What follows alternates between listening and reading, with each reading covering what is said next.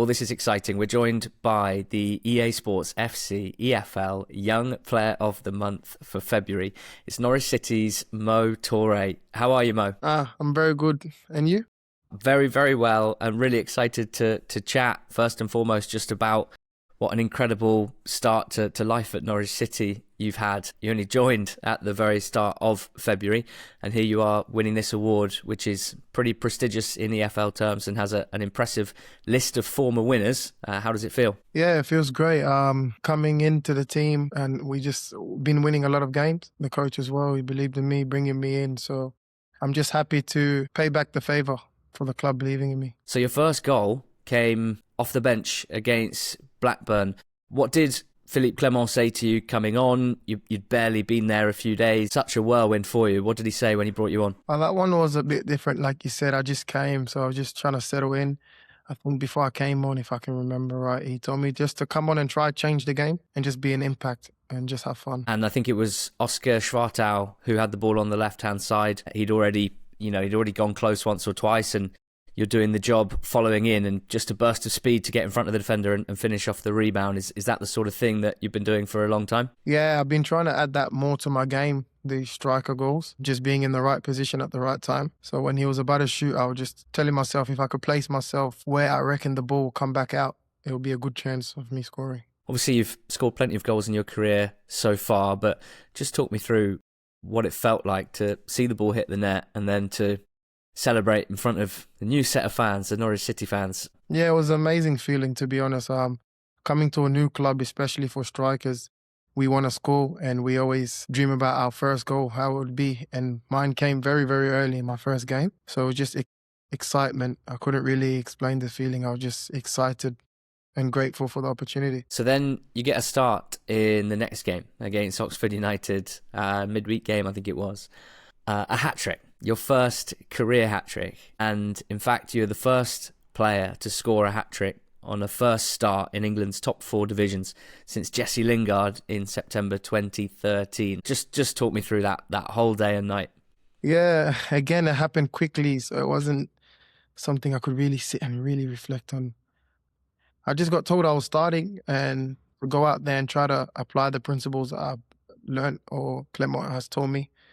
And then I just scored three goals. I don't know how to explain. Across the goals that you scored, we saw flashes of I guess, what Norwich fans were so excited about in terms of certainly showing the benefit of your speed to get into goal-scoring positions. The first one, you latched onto a long ball from the goalkeeper. You darted in front of the centre-back for a tap-in for the second goal. And then that third goal, you kind of turned a loose pass, a turnover from Oxford into a goal just by out-sprinting the defender and firing low and hard into the far corner. In terms of those goal-scoring instincts, I mean, which one of those goals felt like the most natural to you, and which one of them maybe more of a surprise? Maybe the first and second. I don't know, the first and third goals are the more natural ones because they involved more sprinting. And a lot of the time my goals are sprinting goals because of my pace. And the second one was probably one of my favourite because it was one that the coach talked to us about before the game, about when the fullbacks get the ball, these low and hard crosses across the goal and the 9 has to be there. He literally said it in the speech before the game. So when I scored, I was happy that the team executed it well. That was a really nice goal, wasn't it? Great sort of wide combination play from your teammates. And then, as you say, proper number 9's finish. I watched that game and I thought strikers are always judged on goals, but one of the things that I was really excited about watching you in particular was, particularly in the first half, some kind of sneaky good and really effective link-up play as well. When you're a speedy striker and you score those goals running in behind, as you've described, maybe sometimes people don't realise that you've got other stuff in your locker and, that's just the one game. But it really stood out that you had the instincts to come and play short and kind of secure the ball and play passes off you into teammates. And you seem to kind of have the mentality and the physicality to do that side of the game as well. Yeah, it's something my previous coaches have been talking to me about to add to my game to become more unpredictable, because a lot of the times the defenders expect the ball to go in behind them.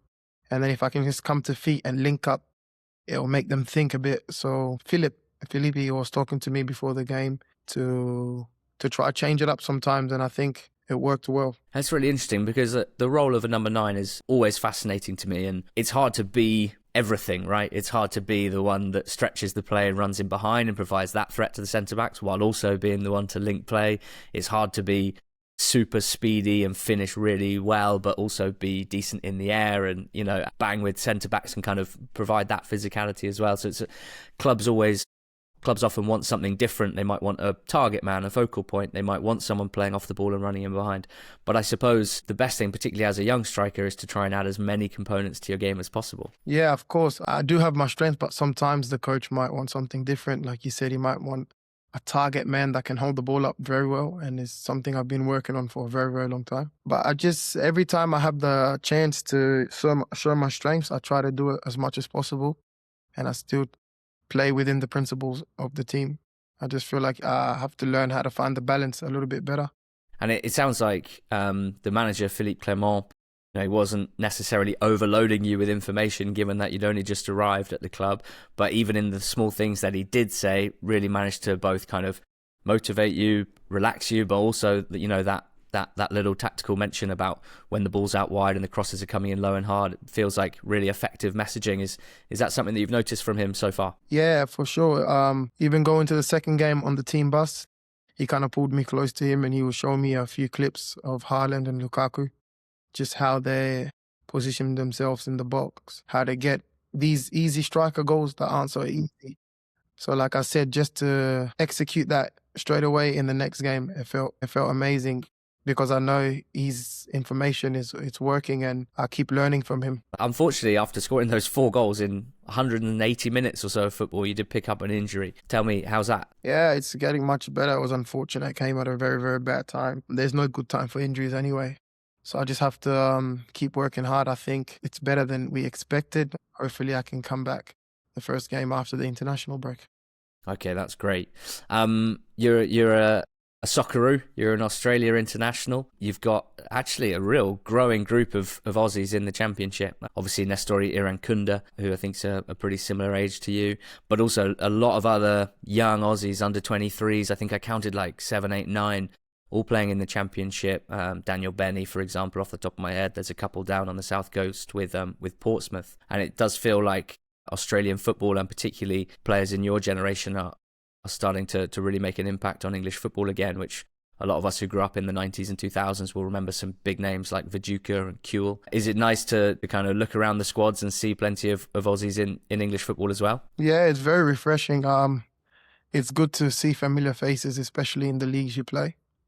Australia is growing as a football country, and it makes me happy to see a lot of Australian players playing in these leagues. You have Riley McGree as well. He's on the stroke of hopefully he gets promoted.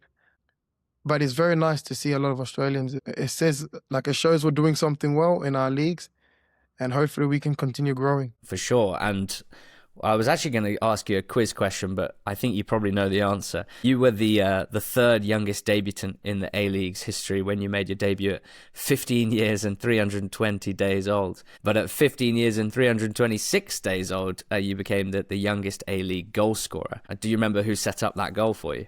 Yeah, it was Riley. It was Riley McGree. I loved watching that video yesterday, and it was, God, he's such an intelligent player, isn't he? And even with that assist, you can just see that such a good facilitator and such a good team player. So yeah, you're quite close to Riley and anyone else who's playing in the championship? Yeah, Riley, he's more older. I look more up to him than like a friendship. He does send me messages sometimes before I came to the league. He messaged me as well, like a role model. Astoria Kunda is probably one of my friends in the league. Adrian Segicic from Portsmouth as well. Yeah, we get on calls sometimes, and before I signed for Norwich, I go on some calls with them and just ask them about the league, and they help me out a bit. Nice, yeah, because you've played now in the A-League, of course, and you've played in the French first, second and fourth tiers, I think, in the Danish Superliga, which is where Norwich signed you from, and now in the Sky Bet Championship. I know it's only been 200 minutes of football or so, but just tell me about this league compared to some of the others you've been playing in. The champ is very, very physical as people talk about it. There's a lot of games. I feel like here you just focus on the next game and the next game, which is good because every footballer, all we love to do is play football. So I feel like the intensity in the games is much different to where I came from, playing a week, once every week to now sometimes 2 times, 3. So I would say that's the main difference. And I guess, you know, that is a challenge for all players to kind of get used to that, both physically and mentally. So you've got a long contract with Norwich City. I'm interested to know, how did the move materialize? I think it was completed on deadline day or right towards the end of the window. My agent just called me and he said, heard you're interested, and I got on a call with them. And straight away I knew this is where I wanted to be from the things they told me and how they have a young squad and the manager, how he improved the young players. So I just felt like I would fit into the system. And I mean, the team's on unbelievable form. I know you haven't played in the last few games, but like, what's it been like to be at Carrow Road, watching the team win and playing such exciting football as well? Yeah, I think that's the most important thing. I've come into a team that's winning and everybody's willing to learn and everybody's improving. We have a coach that believes in us and he's hard on us, but in a way that he wants us to improve and he sees the potential in the squad. So just being a part of a group of boys that are hungry, are winning, but also are hungry for more, it's just amazing and I couldn't ask for anything better.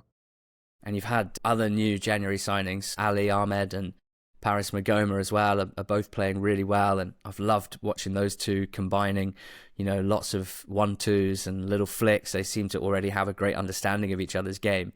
And if and when you're fit again, you could be playing as the number 9 with Ali on the left and Paris in the number 10 role. You must be itching to get back there and kind of get involved with this football. Yeah, the squad, everybody's close off the pitch as well, and it shows on the pitch how close the boys are. Watching them play, like you said, I'm buzzing to be back, but I enjoy also watching them play, watching them beat teams. It's very refreshing to see your boys go out there and take the 3 points.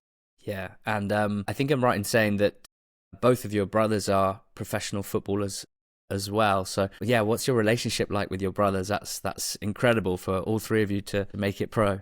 I'm very close with both of them. I've played with both of them as well professionally. Most recent one was my younger brother. We played in Denmark together. And then my older brother back in Adelaide United and then once with the national team. But we have a very, very close bond. We have the same kind of career paths, so we can advise each other. We have debates all the time. Just like a big friendship between us three. Yeah, that's nice. I think your brother Al Hassan, did he make his debut for the national team in the same game that you were playing in? Yeah, I came off for him to come on and make his debut. So incredible. Yeah, it was sick. I hope you got some good shots of you guys high-fiving on the way as you make your way off and he makes his way on. Yeah, I think so, yeah.